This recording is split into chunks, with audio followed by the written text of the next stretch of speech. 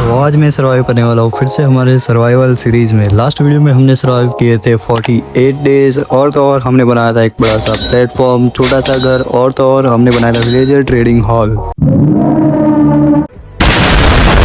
तो आज के हमारे वीडियो के गोल रहने वाले हैं कि मुझे हराना है वेदर को और तो और मुझे बनाना है एक फुल्ली एक्टिवेटेड एमरल्ड बीकन और तो और मुझे हराना रहेगा एंडर ड्रैगन को।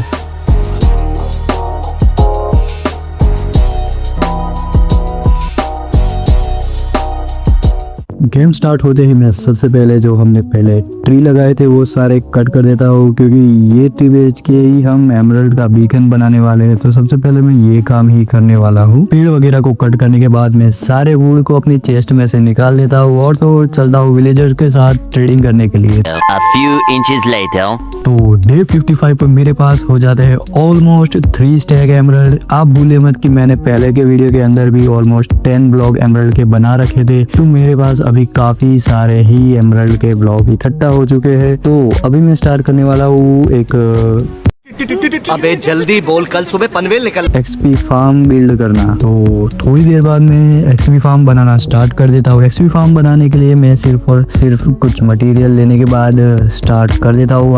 ये आप लोग पूछेंगे कि मेरे पास स्टोन के ब्लॉक कहाँ से आए। तो पिछली वीडियो जिन्होंने देखी होगी उन्हें पता होगा कि मेरे पास सिल्क टच वाली पिकेक्स है, तो इसलिए मेरे पास स्टोन है डायरेक्टली। तो मैं बनाने वाला हूँ नॉर्मल सा ही एक्सपी फार्म इस फार्म पे, लेकिन हम बनाएंगे 3 to 4 लेयर, जिसकी मदद से ज्यादा मॉब्स स्पॉन हो पाए। तो एक्सपी फार्म ऑलमोस्ट कंप्लीट होने ही आया है। भाई हम तो शुरू होते ही खत्म हो गया यार। तो एक्सपी फार्म कंप्लीट होने के बाद मैं साइड में जो पहाड़ था उधर पे माइनिंग करना स्टार्ट कर देता हूँ, क्योंकि मेरे पास कोई भी स्टोरेज नहीं है। मेरी चेस्ट वगैरह बाहर ही पड़ी रहती है। तो इसलिए मैं चाहता हूँ कि मैं इधर पे एक स्टोरेज रूम बना दूँ। तो मैं इस एरिया को माइन करके पूरा ही स्टोरेज रूम में कन्वर्ट करने वाला हूँ। तो देख सकते हो टाइम लैप्स।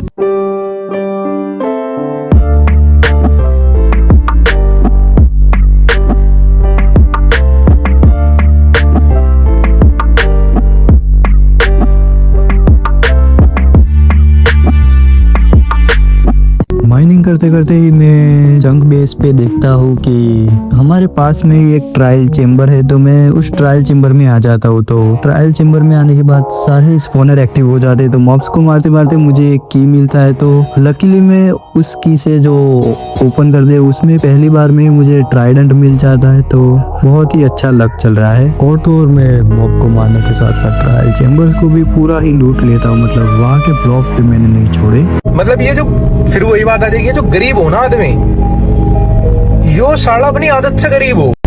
ट्रायल चेबल से निकलने के बाद ही मैं डायरेक्टली चला जाता हूँ विलेज में। विलेज वाले पोर्टल को मैं एक्टिव करना चाहता हूँ, क्योंकि मैं अभी चाहता हूँ कि मैं नेदर में जाके ब्लेज रोड ले आऊँ और तो और वेदर स्कल भी ले आऊँ, जिसकी मदद से हम वेदर को मार सके और तो और एंडर पल बना के एंडर ड्रैगन को भी किल कर सके। तो चलते हैं जल्दी से नेदर पोर्टल को एक्टिवेट करते हैं। तो फाइनली नेदर पोर्टल को मैं एक्टिव कर देता हूँ। भाई बहुत ही ज्यादा मेहनत लगी नेदर पोर्टल को एक्टिव करने में। 2 बार मैं नीचे जाके पानी लेके आया हूँ और तो और फिर लावा भी नहीं था मेरे पास। यहाँ पे माइन करके मैंने ढूंढा है लावा को। तो पोर्टल एक्टिव होते ही अभी चलते हैं मैं फोर्ट्रेस में जाके आपको दिखाने वाला हूँ, क्योंकि मेरा फोन ज्यादा चंक्स लोड में ज्यादा चंक अगर मैं कर दूँ तो वो रिकॉर्डिंग अच्छे से नहीं कर पाता है। तो इसलिए मैं डायरेक्टली आपको फोर्ट्रेस में ही मिलूंगा। तो sorry for the mistake guys, but मैंने फोर्ट्रेस में आके रिकॉर्डिंग स्टार्ट करना मैं भूल गया था। तो मैंने ब्लेज रोड इकट्ठा कर ली है। तो स्कल भी इकट्ठा कर लिए। तो हम बेस में जाके मैं आपको दिखाता हूँ। और अभी डायरेक्टली हम किल करने वाले हैं वेदर को।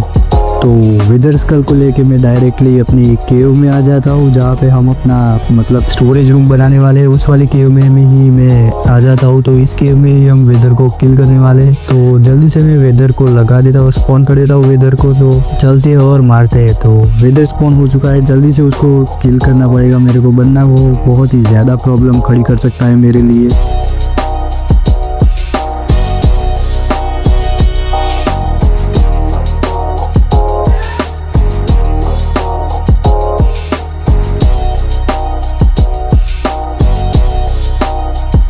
तो जैसा कि आप लोगों ने देखा कि मैं वेदर को एरो मार रहा था लेकिन उसको कोई भी एरो नहीं लग रहे थे। इसका मेन कारण ये था कि मैं रिकॉर्डिंग स्टार्ट करके वेदर को किल करने जा रहा था। उसकी वजह से मेरे मोबाइल पे कुछ ज़्यादा ही लोड पड़ने लगा था, तो मैंने रिकॉर्डिंग में वेदर को हराया है, क्योंकि वेदर को हराना मेरे लिए रिकॉर्डिंग के स्टार्ट इम्पॉसिबल हो जाता था। क्योंकि जैसे ही मैं रिकॉर्डिंग स्टार्ट करता था मतलब मैं वेदर को हिट ही नहीं कर पाता था या फिर गेम रन ही नहीं हो पाता था। तो मैंने वेदर को किल करके नेदर स्टार ले लिया है। तो जल्दी से बीकन को हम क्राफ्ट कर लेते हैं।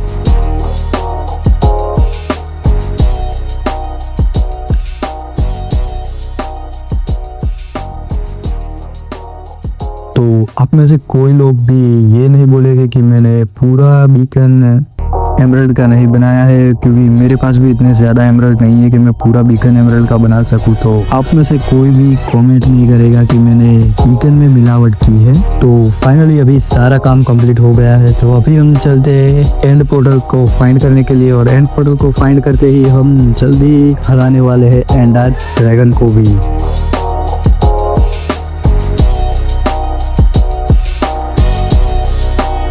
तो एंडर पर हमें लेके आ चुकी है एक विलेज में। तो मुझे लगता है कि एंड पोर्टल इस विलेज के नीचे ही होना चाहिए, क्योंकि एंडर आई बार बार इस विलेज के नीचे इसकी साइड ही जा रही है। तो I think so and portal इधर भी नीचे होना चाहिए। तो मैं जल्दी से माइन करके नीचे चलता हूँ और देखता हूँ कि एंड पोर्टल इधर नीचे है कि नहीं। तो फाइनली मैं एंड पोर्टल को फाइंड कर देता हूँ। अभी जल्दी से एंड पोर्टल में चलते हैं और तो और जल्दी से जल्दी एंडर ड्रैगन को किल कर देते हैं। तो फाइनली हम आ चुके हैं एंड डायमेंशन में, और जल्दी से जल्दी जितनी जल्दी हो सके उतनी जल्दी मुझे एंडर ड्रैगन को अभी मारना होगा। तो चलते हैं और जल्दी से एंडर ड्रैगन को किल करते हैं।